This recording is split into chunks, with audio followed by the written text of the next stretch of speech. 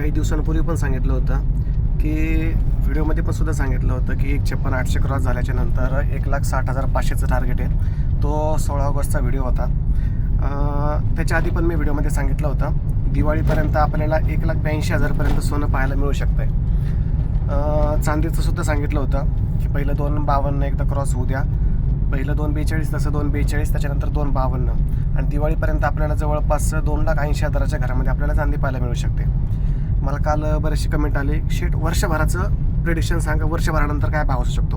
पहिलं दिवाळीचं प्रिडिक्शन घ्या की 1,82,000 रुपयापर्यंत सोनं जाऊ शकतं. हा व्हिडिओ सेव्ह करून ठेवा. आणि चांदीचं प्रिडिक्शन जवळपास दिवाळीपर्यंत 2,83,000 रुपये चांदीचं प्रिडिक्शन आहे. 2,83,000पर्यंत चांदी जाऊ शकते.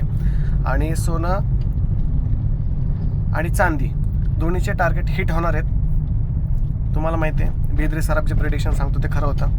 1,56,800 तर सांगितलं होतं, ते हिट होऊन 1,58,000 सध्या चालू आहे. सोन्याचं याच्यानंतरचं टार्गेट आपलं 1,60,000चं आहे, म्हणजे 1,59,800. ते मी सकाळच्या व्हिडिओमध्ये पण मी सांगितलं होतं. चांदीचं पहिलं टार्गेट 2,42,000 रुपये, ते क्रॉस झाल्याच्या नंतर मग 2,52,000 रुपये. सध्या बाहेर चाललेलं आहे. संध्याकाळी जरी काही झालं तरी अपडेट येऊ शकत नाही, कारण तिकडं थोडा नेटवर्क इश्यू आहे.